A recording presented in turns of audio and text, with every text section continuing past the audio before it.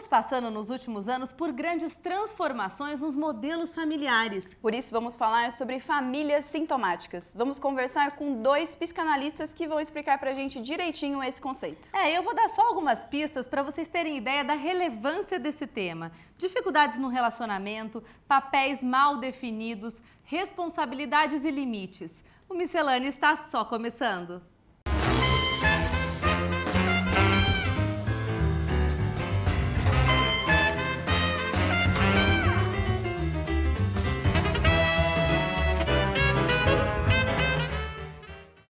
Relacionamentos familiares rendem muito assunto. Esse é um tema recorrente em músicas, artigos, reportagens, afinal, família é a nossa base, né? Mas o fato é que nem sempre essas relações são 100% saudáveis. Por isso, nós recebemos aqui o psicanalista Rodolfo Almeida e a coordenadora do curso de especialização em psicanálise, professora Marcela. Sejam muito bem-vindos ao nosso programa. Bem-vinda, professora. Obrigado. Bom, então vamos lá. Acho que o pessoal aí de casa está com dúvidas e quer saber o que são famílias sintomáticas. Bom, primeiro, obrigado pelo convite. Acho pertinente e muito importante estar discutindo esse momento que a gente vive, né? Onde tem sido muito pensado o que é família, pelo direito da família e tudo isso que a gente tem escutado por aí. Então, acho importante levar para a pessoa que está em casa o que é a família. E acho também importante a gente pensar o que é, então, o tema família sintomática. O que é sintoma, né? O que é o sintoma para a psicanálise, né? Para pensar, então, talvez, o sintoma na família. Sintoma, talvez um pouco diferente daquilo que é nessa cultura médica ou até mesmo de algumas psicoterapias. O sintoma, ele vem falar não de algo que precisa ser erradicado, né? Ou seja, algo ruim que precisa ser tirado, como um médico, né? A gente vai, olha, né, não está dormindo ou algo assim, olha, então vamos tomar um remédio, fazer alguma coisa para tirar. O sintoma para a psicanálise, ele tem algum sentido, ele traz uma metáfora com ele, quer dizer, ele significa algo. Né? Então, acho que isso é importante para entender. Não é simplesmente para chegar lá e, olha, vamos tirar esse sintoma.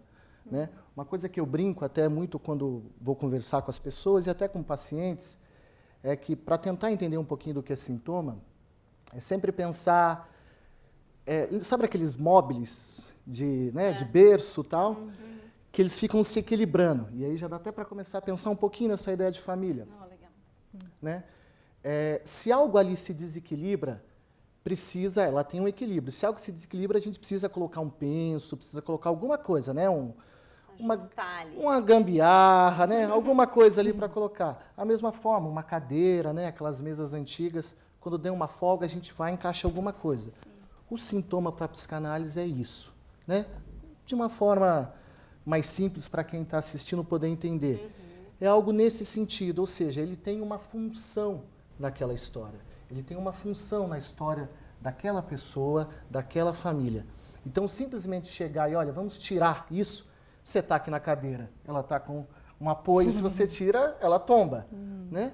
Da mesma forma, quando você chega, se você chega e já quer de logo, olha, vamos tirar vamos tirar esse sintoma. Então é isso o problema, criança agressiva, né? Então vamos lá tratar só a agressividade da criança. Sim. Sem entender o contexto, pode simplesmente você tirar algo e daqui a pouco aparece em outro lugar, porque aí vai desequilibrar e ficar penso de outro lado, digamos assim. Sim.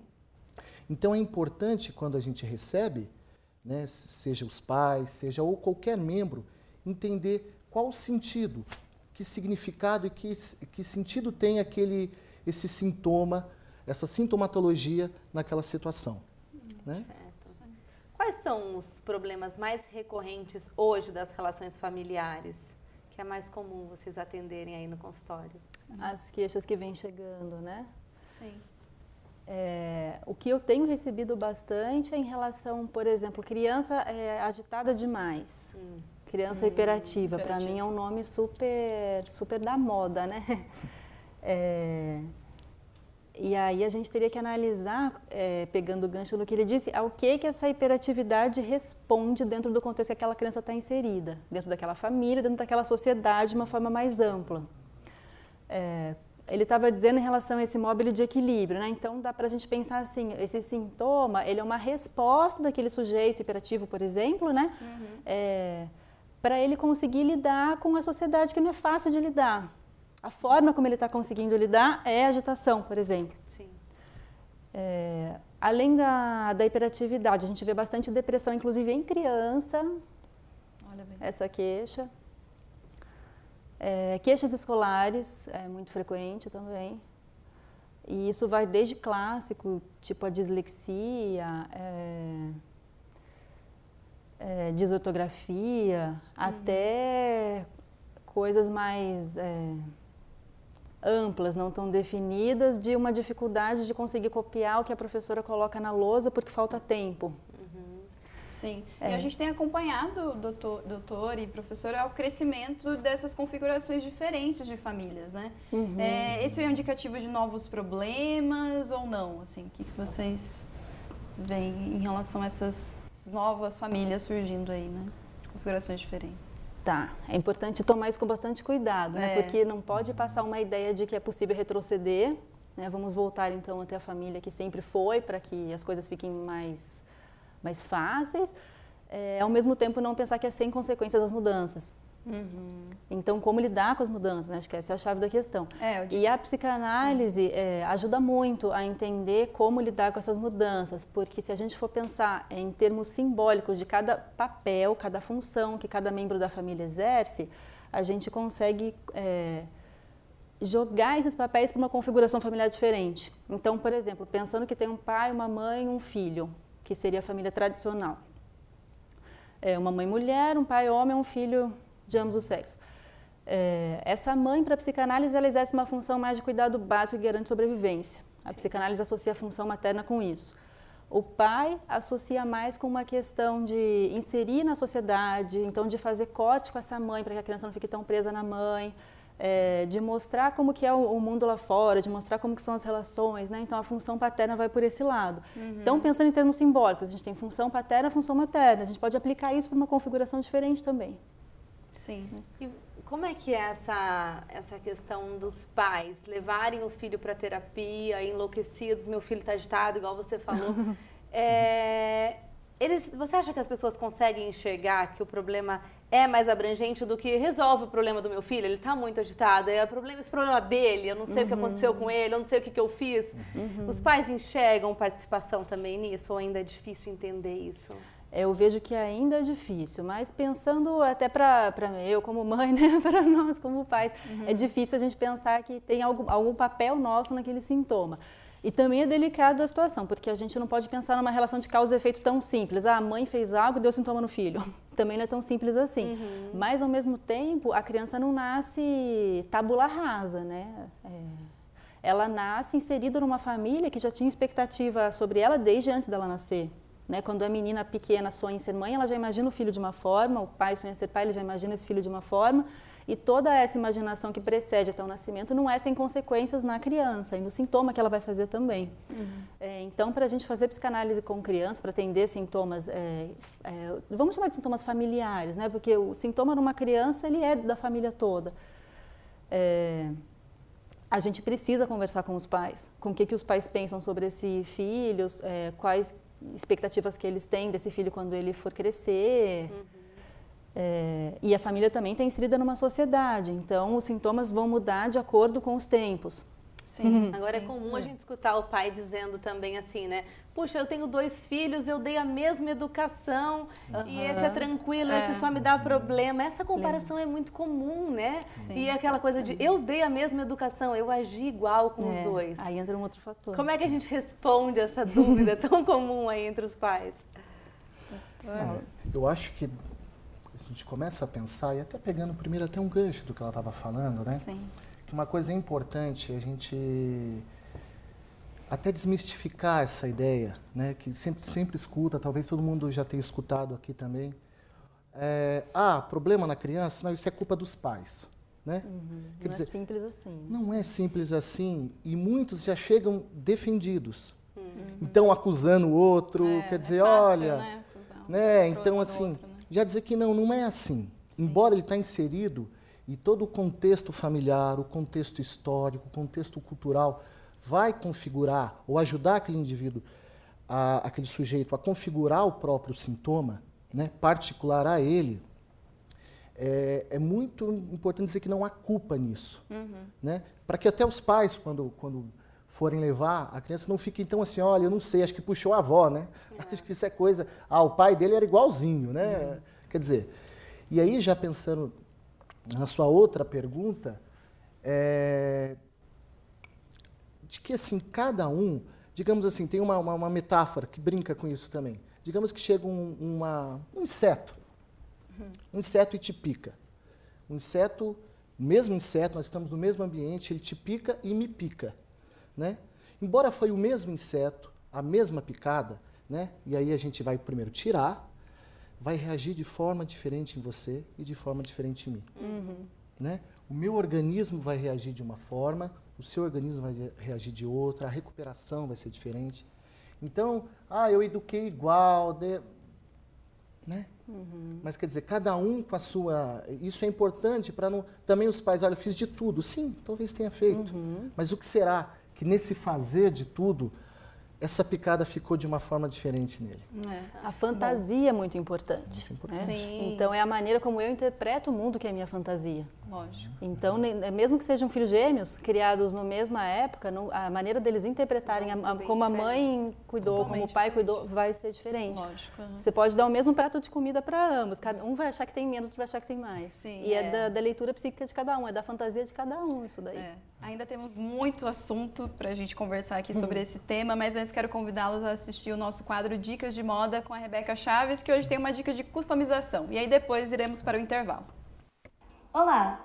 Você já pensou em ter uma jaqueta personalizada, com a sua cara, cheia de atitude, gastando menos de R$50? No Dicas de Moda de hoje eu vou ensinar você a customizar uma jaqueta jeans de brechó.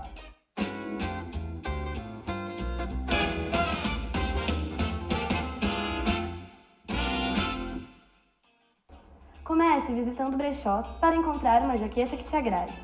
Essa eu encontrei no brechó da minha cidade e paguei somente R$7 nela. Para fazer a customização, precisaremos de tinta de tecido, nos tons que preferir, 1 metro do tecido que você quiser, régua, canetinha, um pincel largo, tesoura e cola quente. O primeiro passo é medir o tecido na jaqueta jeans. Com o tecido sobre a jaqueta, meça com a régua exatamente o tamanho de tecido que vai precisar. Traz com a canetinha e, em seguida, recorte o retalho que vamos usar. Deixe-o separado. Molhe o pincel na tinta e respingue livremente na manga da jaqueta. O segredo é sujar mesmo, sem medo, sem regras. Lave o pincel e escolha outra cor se quiser. Faça isso com quantas cores preferir. Espere 30 minutos para a secagem da tinta. Em seguida, pegue o retalho de tecido recortado e cole sobre a parte de trás da jaqueta jeans. Guarde o resto do tecido para customizar outras peças. E pronto, sua jaqueta já está pronta para desfilar com você por aí e arrasar. Viu como é fácil ter uma peça diferente e estilosa gastando pouco? Solte sua criatividade e tenha um guarda-roupa consciente todo seu. Eu sou Rebeca Chaves, esse foi o Dicas de Moda. Eu espero que tenham gostado da nossa customização. Um beijo e até a próxima!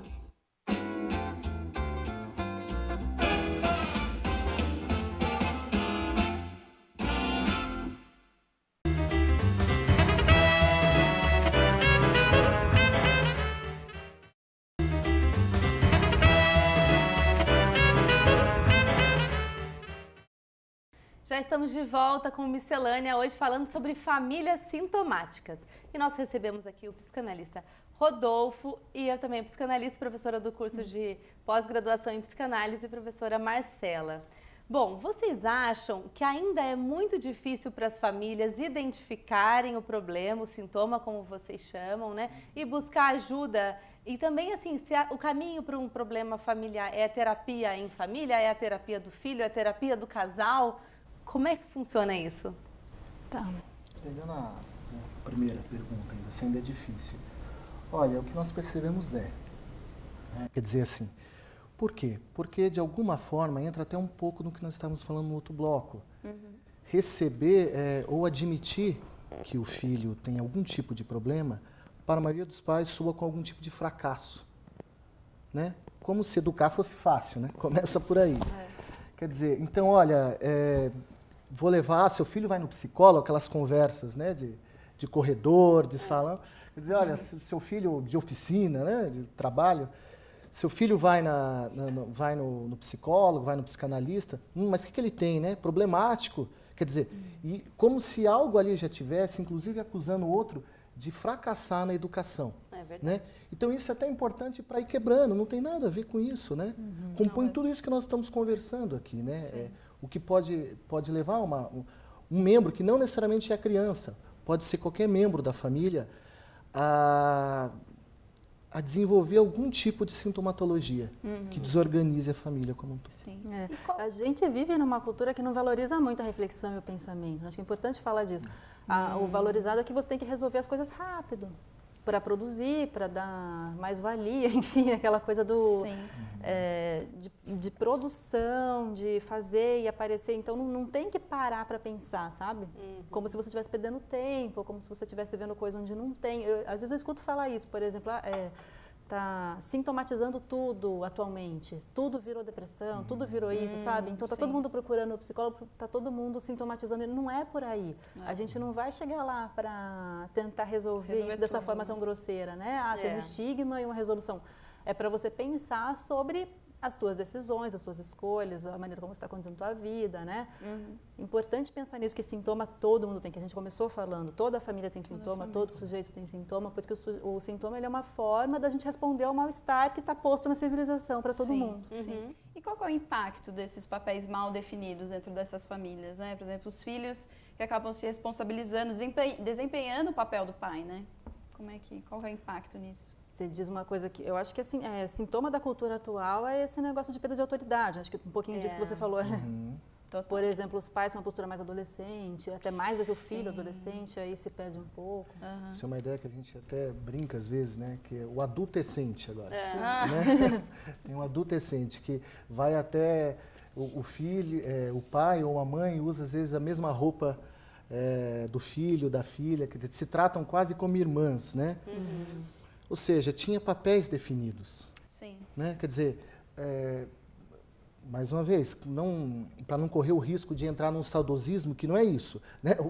Haviam outros problemas, outros conflitos. Mas entendendo, né, indo na direção da sua pergunta, é importante entender isso. Que agora, antes tinha alguns papéis que eram mais marcados. Né? Era muito bem definido quem era o pai, quem era a mãe, quem era o adulto. Hoje já nem tanto, né? E as coisas se misturam, isso talvez possa inverter um pouco. Olha, o responsável lá de casa é o meu filho, né? Olha, é a minha filha, quer dizer, ele que cuida. É muito comum. E então, já aproveitando, nessa sociedade atual, como podemos definir o papel do homem e o papel da mulher nessa sociedade atual? Se é que é possível, Se é que é possível. Eita, pergunta difícil. Pois é, né? Primeiro que eu acho que assim, que bom que essa pergunta hoje pode ser dita, né? Num sentido que isso já é uma quebra de paradigma, né? E essa é uma mudança, inclusive, da sociedade, daquela figura patriarcal, né? Onde, assim, olha, o pai manda em tudo, quer dizer, a mulher, o papel dela é ali. Então, acho que é importante mesmo. Não há nada de errado, e hoje isso é muito comum. Eu estava, inclusive, lendo algumas coisas sobre família semana passada, e uma das coisas muito comuns agora, a mãe poder dizer, olha, eu estou indo trabalhar, seu pai vai chegar e fica com você, tá? Eu não sei que hora... Quer dizer, né? Isso acho que são coisas, são transformações, né? Que vêm acontecendo, que eu acho que são importantes, inclusive. Que vão gerar outros conflitos, outras organizações... Outros sintomas, né? Não necessariamente melhor ou pior, né? Porque é apenas uma mudança. Mas sim, esses papéis acho que estão... Claro. Agora não dá... Pode Como falar. a gente tem uma queda de instituições em geral atualmente, assim, instituições que eu digo grandes indústrias, empresas que antes garantiam uma carreira, não garantem mais. A religião que antes era muito forte, hoje não é mais tanto. O pai que antes era super forte, agora não é mais tanto. Então fica muito mais na mão do sujeito definir o seu papel, né? Tanto o masculino quanto o feminino. Então, perguntar assim, como que é o papel do homem e da mulher hoje, eu falaria que é uma coisa muito mais, que envolve muito mais uma escolha desse próprio sujeito do que socialmente como antigamente, né? Como se tornar uma mulher, como se tornar um homem. E falando aí nesse papel dos pais, né, a gente escuta a reclamação dos pais, meu filho não sai do iPad, não sai do tablet, mas ele também não sai, né? E tem sempre uma desculpa, né? Só estou respondendo um e-mail, só estou mandando uma última mensagem. E eu imagino que os impactos dessa falta de atenção podem ser muito sérios, né? Sim. Então, problema atual que a gente vive. Eu né? até já li uma coisa super interessante falando sobre hiperatividade, que a sociedade é hiperativa. Então, como que você culpa uma criança se na verdade isso é um sintoma social? Você tem que estar fazendo várias coisas ao mesmo tempo, né? É valorizado isso. A produção é muito valorizada, né? Sim. É engraçado porque eu ouvi isso na clínica, né? Lembrando, assim, havia uma queixa de, olha, a minha filha não presta atenção, quer dizer, fica o dia inteiro na internet, aquela coisa toda. E a pessoa, quando estava me contando isso, parou pelo menos umas 5 vezes. Peraí, eu só preciso responder uma mensagem aqui, assim. Quer dizer, eu acho que é uma pergunta que fica, né? Até uma reflexão para quem está assistindo. Quer dizer, também que papel a gente está exercendo, né? Nós, como que de alguma forma, vamos servir como... Não sei se dá para dizer isso, mas como um exemplo, quer dizer... Ele está te olhando o tempo inteiro. Está te olhando, né? Como um ideal, quer dizer, como alguém ali para dar sentido àquele jovem que ainda está se constituindo. É importante pensar como o problema é muito maior do que só aquilo que está se mostrando na criança. Isso. O equilíbrio do tempo, né? Fazer uma agenda de semana e ter atenção mesmo do momento com o filho, né? Chegou em casa... É possível você trabalhar, você conseguir. Sim. Mas, por exemplo, eu tenho que delimitar horários para ficar com o meu filho. Uma coisa chega... Mas é que a gente vive precisa também fazer nessa isso. urgência, né? É tudo urgente, é tudo... Então você está com seu filho no parquinho, mas você tem 1000 coisas para resolver e você já aproveita aquele tempo, então você não está curtindo. E de repente, no máximo, você tira umas fotos, posta, passeando com o meu filho no parque, mas tá ali, né? Você não tá passeando com seu filho no parque, o seu filho tá, tipo, sozinho no parque, né? Que momento, qual é a qualidade do encontro, né? E uma coisa muito comum é a terceirização, né? Da educação. Quer dizer, acho que isso... Sim. A criança já chega com o adolescente com aquela agenda lotada, né? Um dos que chegaram para mim, eu era assim, quase que, vamos ver, a última opção, porque estava tão preenchida, e eu pensei, gente, eu fiquei cansado de olhar essa agenda, né? E a mãe a mesma coisa, né? Quer dizer, então, que espaço está tendo para esse encontro, para o encontro real? Não só encontro virtual, mas esse encontro real, né? Aquela troca. Que acho que isso é importante. Ele vai traçando esses objetivos pessoais, né? E acaba deixando de lado esses objetivos familiares, né? Que é importante vejo uma coisa também, que eu acho muito desgastante para a criança é ela ser colocada num lugar assim de resto, né? Então, depois que os pais já cumpriram com todas aquelas atividades, aí ele vai... Se ele não tiver nada para fazer, aí sim ele vai brincar com o filho, né? Sim. E por que não delimitar um horário para o filho, assim como você delimita todos os seus outros horários? Dando a mesma importância Dando a e mesma Tem a relevância. importância disso, né? Com certeza. Gente, agora chegou a hora do nosso quadro de receitas, que é gravado pelos nossos alunos aqui do curso de gastronomia. Então, vamos lá.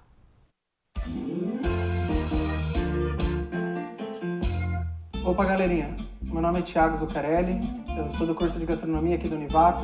Hoje eu vou ensinar para vocês um macarrão com camarão, espinafre e limão.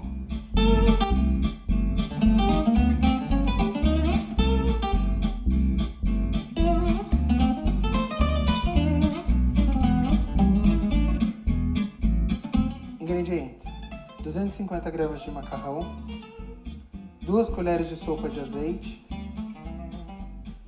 8 colheres de sopa de manteiga sem sal, 4 dentes de alho picados, 1 colher de chá de pimenta calabresa, 570 gramas de camarão, sal e pimenta a gosto, 1 colher de chá de orégano, 4 xícaras de chá de espinafre, 1/4 de xícara de parmesão, 2 colheres de sopa de salsinha, 1 colher de sopa de suco de limão. Para começar a receita, vamos colocar 2,5 litros de água e a cada 100 gramas de macarrão, utilizamos 1 litro de água. Então, no caso, são 250 gramas, vamos utilizar 2,5 litros de água. Aqui a gente esquece a ideia de colocar óleo para não grudar. O importante é a quantia de água e sempre estar mexendo.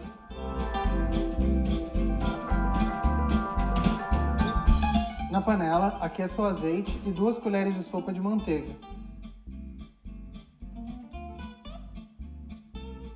Adicione o alho, a pimenta vermelha, refogando até dourar. Adicione o camarão, o sal e a pimenta a gosto, mexendo até o camarão começar a rosar. Adicione o orégano e o espinafre. Cozinhe até murchar. Adicione novamente o macarrão cozido na panela, o restante da manteiga, do queijo parmesão e da salsinha. Mexa até tudo se misturar e a manteiga derreter. Quando o camarão estiver cozido, adicione o suco de limão, misture mais uma vez e então sirva.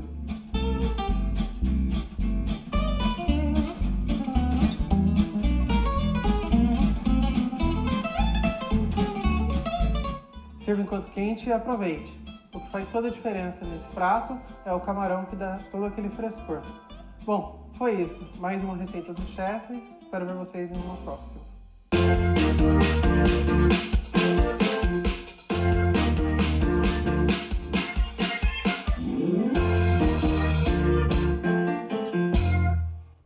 Obrigada, Thiago, pela receita e pelas dicas aí também. Muito bom. Muito bom, né, Fabi? Bom, a gente está encerrando o nosso programa, infelizmente. Quero agradecer a presença de vocês. Querem aproveitar para passar os contatos, professora do curso, doutor da sua clínica? Acho que é interessante passar o e-mail para quem quiser continuar conversando. Sim. É Marcela, com 2 L's, letra P de pato, Oliveira, @gmail.com. Então fica Marcela Poliveira, com 2 L's no Marcela, @gmail.com. Certo. E eu coordeno aqui o curso de pós-graduação em psicanálise, né, aqui na Univap, que funciona aos sábados. Estou aqui todos os sábados junto a esse curso. E onde a gente vai discutir questões assim, como essa, né, de Claro. cultura atual, decorrências dessa cultura, como tratá-las em clínica, né? Então, Legal. Tá ótimo. bem válido saber que Sim. isso está sendo trabalhado aqui na Univap, de outra Legal. forma também, né? Muito bom. Formando aí novos profissionais. Verdade. Quer deixar, doutor, seu contato também, caso as pessoas ainda tenham dúvidas? Psi, né, de psicanalista mesmo, psi, rrangel, Certo. @gmail.com. Né? Tá ok. Gente, muito obrigada, viu, pela participação de Agradeço. vocês. Sim, Obrigado, obrigada a gente por estarem aqui, Agradeço viu? pela oportunidade. E o Obrigado. Miscelânea vai ficando por aqui. Siga a gente nas redes sociais e até o próximo programa. É isso mesmo. Obrigada pela sua companhia. Até Tchau, semana que tchau. vem.